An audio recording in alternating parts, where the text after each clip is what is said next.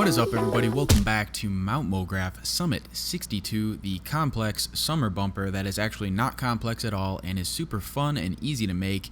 If you've never used Cinema 4D, this is your chance to try it out using Cinema 4D Lite or the regular Cinema 4D. We'll go over a really cool way to create this little animation, which looks fun, and it's very short little example here.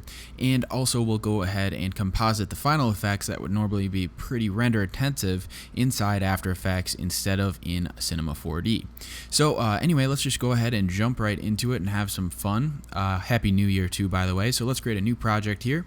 Go and create something like 1920 by 1080, pretty standard. I'm going to go ahead and name this composition Final Summer Bumper. It's important to name things, and we're going to go and right click into your project window here and go down to New Maxon Cinema 4D file, and we'll call this really whatever. I'm going to call it Summer Bumper 3. Because I made like 2 of them before this, so just to make things nice and clean. Let's go into our splines up here and just jump right into it. It's very easy to do, and it's really fun to also make, and I think you can learn something if you've never worked with Cinema 4D. So if you go and click into your splines here and hold down, you can go and select the text spline. We're going to use this, and let's go and set our line to the middle because we want to really know where our middle anchor point is, and change our text to something else. So I'm going to go with summer because that is what we're doing, a summer bumper for maybe like Nickelodeon or Cartoon Network or something. And let's go down to our font because Helvetica is very modern and not very fun or summery. And I'm going to actually change it to Impact, which I don't know, seems bold, seems like a big bold summer.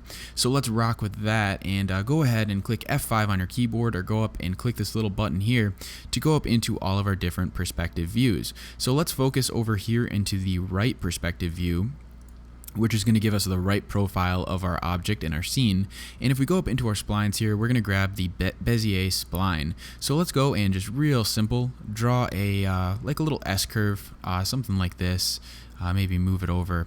You want to keep it nice and smooth because we don't want to get too crazy for this video. So you almost have a little bit of I don't know, like a really bad ocean wave if you went to a bad ocean.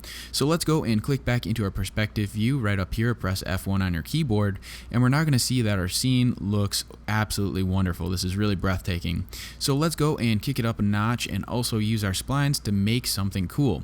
So if you go up here and click this little button, we're going to go and grab a sweep, and we're going to drop our spline in first and our text above our spline. So as you can see, we now have an actual 3D object from our 2 little splines we created. And if we go and click into our sweep settings, we're going to go into our object and toggle down our details and grab both vertice points of our rotation. And we're just going to go and move this until you have the word summer, or whatever you chose to type, aligned a little bit better. So it's actually facing up and not going all crazy and diagonal. And that looks pretty good. Let's go ahead and also change our end rotation here to something a little bit more interesting, like 36, so we have a little bit of a twist here. So as you can see, we have a little bit of a funny bend here, which we'll get to in a second.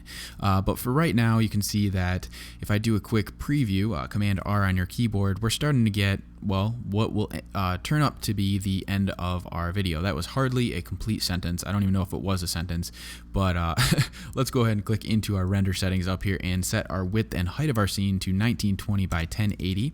And we're going to go and also click our render settings over here and turn on ambient occlusion, which is just a right click and a selection, and that'll auto turn on. So now when we preview this, we're going to have actually shadows in our object when we add a light later. So if you click your sweep again, let's go ahead and add some caps. So if you click the caps, we're going to go down and set the start and end to a fillet cap or fillet cap. I'm still not sure how to say that. I should really learn one day. And we're going to turn our fillet type over to 1 step. So what that does is give us a little extrusion or a cap on the end of summer, and we now have this big, bold, blockbuster looking text, which looks pretty cool for not a lot of work at all. So let's go and add some colors to this just to get started and make our scene a little bit more interesting, because I don't want to look at gray anymore. So if we double click our material manager down here, we can click into our material and turn off your color and reflectance and turn on your luminance. So let's go and pick a maybe a red color, because that is pretty summery. And we're going to go and drop this onto our sweep object.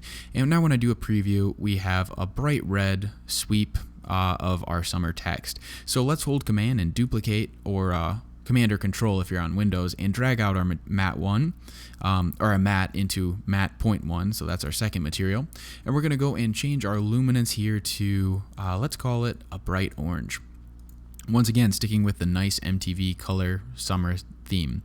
So if we select our orange material right here and go down to your selection, if a little trick is if you type in C, a capital C, and the number 1, we're going to put the material onto our cap 1 of this object. So if I click off of that, you're going to see that the word summer is now highlighted on our wonderful sweep object, and a Command R is going to show that we're really starting to get our scene coming together. So let's go and tweak a couple things. I'm going to go into my display and change it to ground shading lines, just so I can actually see everything that's going on, because the luminance kind of blows out the object. So if I click the sweep object here, and go back into the object settings, let's go and change our scale of our object down to 0 on the far right side. So now we're going to have this wonderful little wavy line, and that looks pretty cool. And now when we change our end growth, you're going to see that we almost have this really fake out animation, or our start growth, sorry. We're going to kind of see this summer word grow, which is going to be the trick to this animation. So this looks nice for right now. And let's go ahead and add some keyframes. I'm going to make this timeline a bit longer.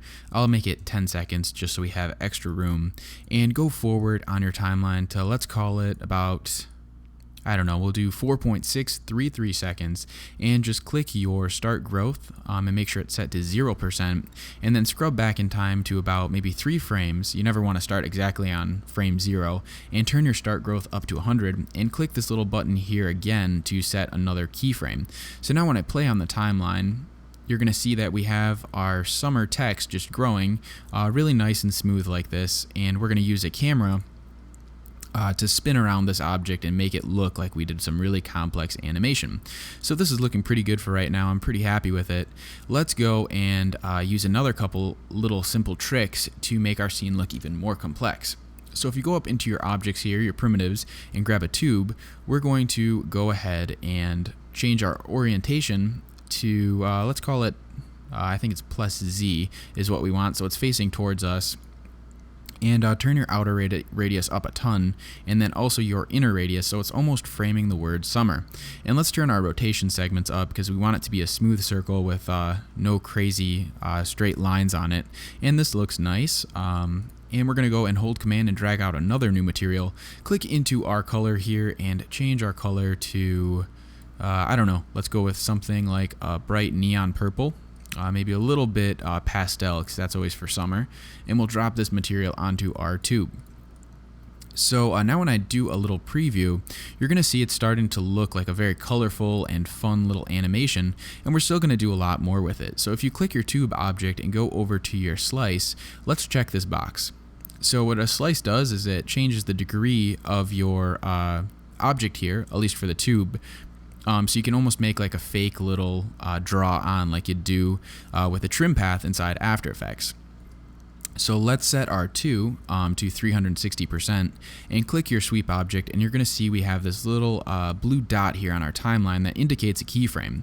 So go forward to a little bit after it, and we're going to go and click our tube object and set a keyframe by just clicking this little circle here to 360 degrees, and we'll go back in time a little bit and set the degrees down to 0, and also set a keyframe. So now as this object this scene plays, we're going to get a nice little draw on effect of our wonderful little tube.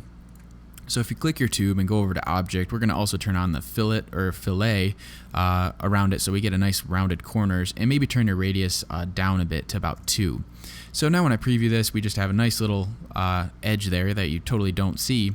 But if we duplicate our tube by just holding Command also in our object manager and dragging up, we're going to add another material to it. So I will hold Command and drag out our material down here, double click, and what we're going to do with this one is maybe add a nice pink color.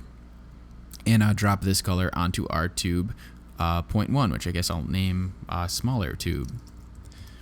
And then what we can do is just scale this down a little bit so we almost get a, I don't know, like a little outline of our object with 2 cool circles. And you're going to see the ambient occlusion is starting to kind of harden those edges when you have objects close to each other. So now for the next trick is we're going to grab the tube object by right-clicking, go to Cinema 4D tags, and select the option Align to Spline here. And once with Align to Spline is put onto your object, we're going to grab our spline from our sweep and put it onto our spline path.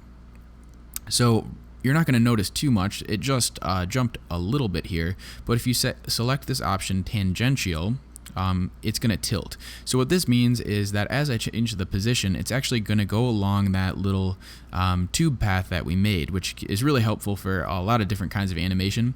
And for us, it's going to be a cool way to get it always centered up with our summer text as it grows.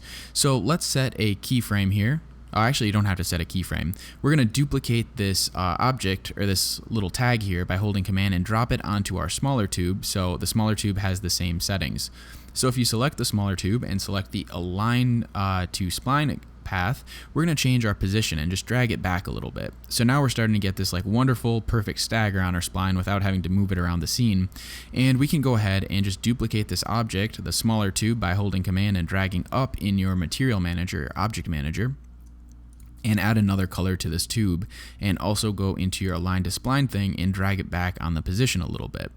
So I might go about there, looks pretty good, and maybe for this one I'll make it really big, and you can start like messing around with the object sizes of your radius. So if I turn this, maybe I'll make it like really big and obnoxious, so like this, and I'll hold Command and drag out another material, and let's make this one, let's call it kind of like a baby blue or a teal or something, and we'll drag that onto our super big tube, which I'll call big tube. And now when I preview this, we're going to see we have all these wonderful circles going around our animation. So remember that we set some keyframes, and those were for this draw on effect. So this looks pretty cool, but they're all going the same direction. So we could go into our slice and change those keyframes, or another little quick tip is if you grab the object and click over here into your anchor point, or your axis modification tool, you can press R on your keyboard for the rotation tool or this, and actually just hold shift and drag it, I believe, if I can do this properly. Well, this did not work as expected, so let's go ahead and just rotate this object a bit. We'll just rotate it so it's not all even. I was going to do something else, but we'll just roll with this. So I'm going to make these so they're at least not even, so that looks pretty cool. So I like that, that's looking nice. Let's go ahead and actually select all these objects, hold Command and drag out, and we're going to get another duplication of a whole group, and we can actually hold Shift and drag, grab all of these Align to Spline expressions and change our position. So we're going to drag these back a little bit, so closer to the beginning of this spline, and also press T and scale these down so they're a bit smaller and more around that spline. So from here, we're going to grab each of the duplicated objects we just did, and on the Align to Spline tag, just drag these forward or backward just to get a couple different spots on this little tube animation we're making. So I might drag this one way back and scale that down, and click the big tube and maybe scale this one up a bit and put it there, and that looks fine. So now when I do a preview, you're going to see we're starting to get a very cool little scene. So one of the things is we did set this animation so all of the keyframes for this slicing effect come on at the same time, which is just no good. So let's try to time this out. So if you go over to the side here, and we're going to scrub back in time till you see where the animation is taking place. So right about here, we're going to see that it's passing both our pink little spline we moved back and our purple one. So if you click the tube point 1, I didn't name it very well, that is purple, we're going to see that on this timeline we have our keyframe positions, and if we grab them with our selection tool by just clicking on the timeline and dragging over, they're going to highlight showing they're selected, and we can actually just drag these backwards to line it up a little bit better. And you can also grab these little handles here on the side and smush it so it's a shorter duration. So now we have a nice quick little animation happening. So I'll do the same for the smaller tube here. So just click and drag these keyframes and drag them back so they really start early, and maybe squash this down so they happen really, really quick by grabbing the little end handle here. And I gotta get these a little bit better. I grabbed way too many keyframes. Here we go. So I'll just squash this down so it's real fast, and let's see how this is looking. So we have it all start to draw on, which is cool. Go forward in time, and as you can see, it's hitting our big teal one we duplicated right up here. So let's grab these keyframes and just drag them back so it lines up a little bit with our animation, and squash it down or stretch it out like this if you'd like to change the timing. So this looks nice, and then we'll just go forward in time and try to just stagger these couple first ones we did just real simple. These don't have to be too different. I kind of like them all coming on together. So I'll drag this one back, I'll grab this one and maybe select these and just move them over, and let's see how this is looking. So just with really just duplicating an object, we have a pretty complex looking scene coming together. So now for the cool trick, and we really don't have to worry about these floating objects because it'll work perfectly with our scene. So I just saved the object, so it's going to save over to our After Effects composition we're working in. And if you go ahead and grab the camera tool, click and hold, and grab the target camera, what it's going to do is create a camera and also add the target tag to it, which will click into the camera, and also give you a camera target, which is this null object right here. So if you click the camera target, let's rename this just to target in all caps so we can find it easy. And if you go into your display, let's change this to a diamond, and we'll scale it up just so it's really visible in the scene instead of just a dot that's hard to see. So what we're going to want to do is on the target little null object, right click and go to Cinema 4D tags, align to spline, and we're going to once again drop our spline from our sweep into our spline path there. So it's going to snap to the spline, hopefully, and now when I play the animation, you're going to see that the null corresponds directly to where the summer text is. But if I grab the align to spline path on our target object and I change the position, the camera's going to move, and this is because the null object, which is right here, I'll actually select it, is going to change. And so as it moves, it's going to mean the camera is always facing this null object, which is a cool way to always be facing an object. I said that a lot, but let's go back in time here, and we'll scrub our position down to 100% and set a keyframe. And then as our animation plays, let's just go ahead to right when the sweep ends, right about here, and we'll turn our position down to 0. And set a keyframe. So now that we have that all set up, we're going to have a nice little pan over our scene as this whole animation is happening. But in order to make this cool, we're going to add keyframes to our camera object. So let's save this project, Command S, and we're going to go back to the very start of this animation. So to navigate around your scene, you use the number 3 on your keyboard to do the moving tool, 2 to zoom in, and 1 to pan left or right. But in our case, it's facing the target object. So if I zoom in here, just frame it up however you want. You want it to look really cool, and it doesn't matter. It's going to auto-interpolate between all these positions. So as this object is coming in, I want to make sure that I am really, finding cool angles if I can. So as I scrub forward in time, I'm going to zoom out, and you're always going to be facing the null object. So just use that to always find the summer text. And if you click the right arrow on your mouse, or the right mouse button, and have 3 held, you can do this thing called a tilt. So we're going to tilt, rotate, and set another keyframe. So now we're spinning our camera. So with just a couple clicks of this animation, we're already starting to get this like super complex looking animation, and we're going to keep going forward in time. You might come off the summer for a little bit. Just zoom out here and toggle around until you find the summer text. Pretty easy. Maybe I'll go upside down or sideways, looks kind of cool. And we'll set another keyframe. So now if we scrub back in time, we're going to see that it's actually tracing the object pretty well for us and starting to look cool. So if you click this arrow over here, you can go to the next keyframe. And what I'm going to do with this one is once again use that tilt by using the right arrow on my mouse and set a keyframe again. So now we have even more crazy movement. So all these spins is really exciting, and it's good for like cartoon identities or commercials or something. And I'll go forward in time, find the summer text again, maybe zoom out a little bit, and maybe we'll do one more rotation and give it a nice little tilt like this, and then scrub forward in time, and we're just going to do a real simple tilt over to the other side like this. I don't know, it's really just comes down to whatever you think looks good.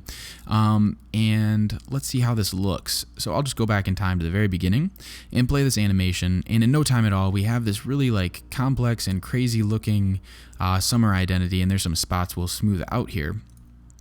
Like this one didn't work out so good for us. So maybe zoom out and reposition that, or go back in time and also change one of the points. So maybe we want to be over here for that, and just set a keyframe. It's pretty easy, and you can be pretty loose with how you animate it, and it normally works out pretty fun.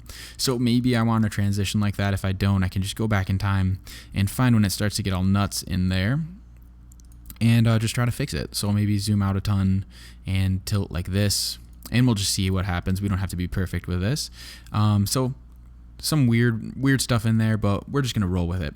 So make sure to save this project, and you're going to see we have tons of hoops and all kinds of other goodies swinging around the scene. And if we duplicate the sweep object holding command in our object manager, drag it out, let's go ahead and delete our text object and go up into our splines and grab the rectangle spline and drop this into the position A of our sweep. And you're going to see, if I actually click out of this camera tool, this little white symbol right up here, we're going to see that we have another object kind of overshadowing our summer text. So let's grab the sweep object we just duplicated and drag it up, and you're going to see we have a spline similar, or a spline and a sweep similar to our text, but with the rectangle. So let's make this a little bit smaller here.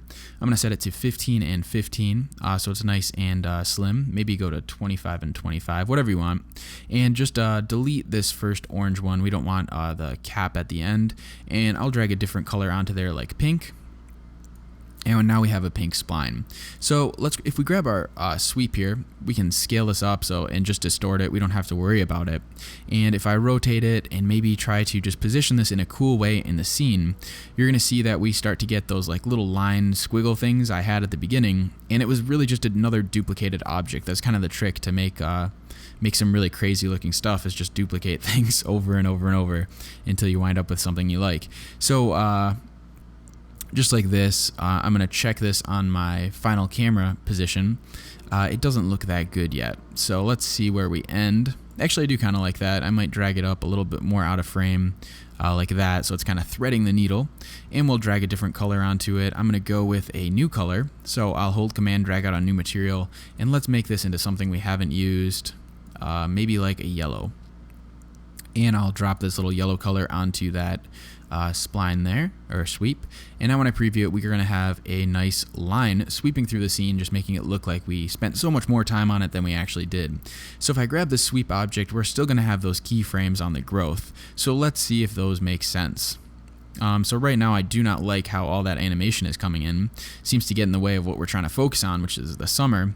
So let's go to closer to where we're ending this to start bringing this in. So if we grab our two keyframes here and just drag these forward in our timeline and use the handles to squish this down quite a bit and drag it backwards, I want to make this really snappy. So as soon as this is starting to hit, it's just going to snap through the scene like that.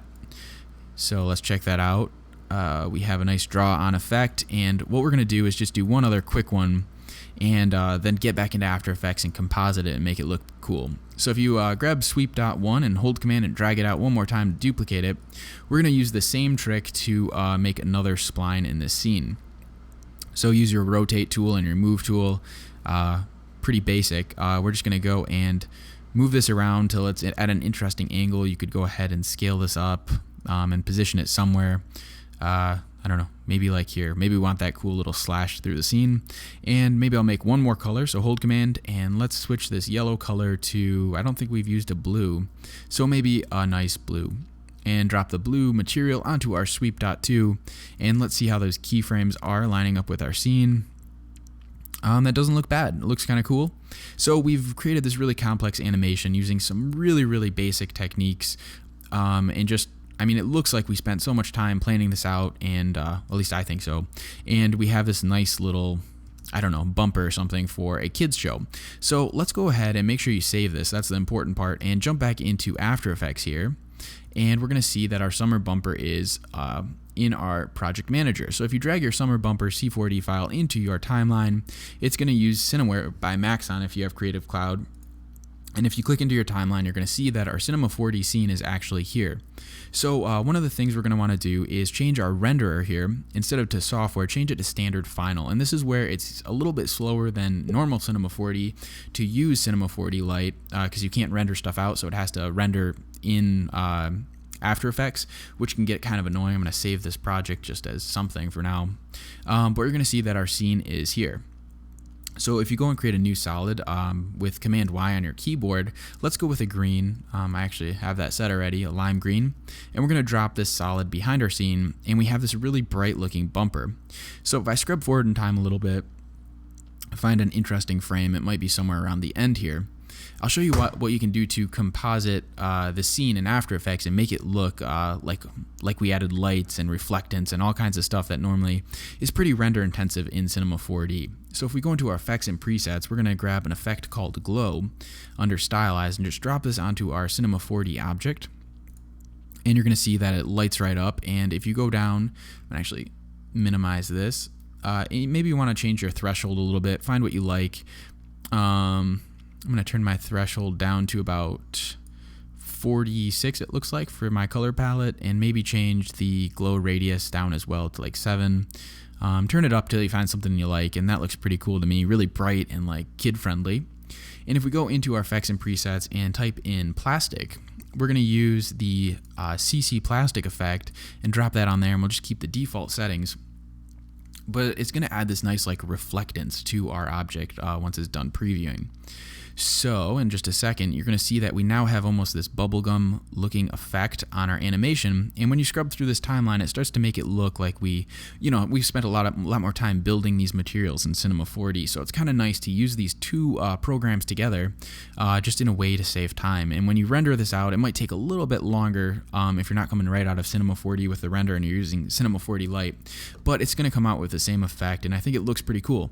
So anyway, I hope you had fun with this video. Sorry for all the stutters. I was on vacation for like 2 weeks and just celebrating the new year with some family. So anyway, hope you had fun with this video. Leave a like or comment if you would like to see anything else with Cinema 4D Lite. Let me know and I'll keep them coming.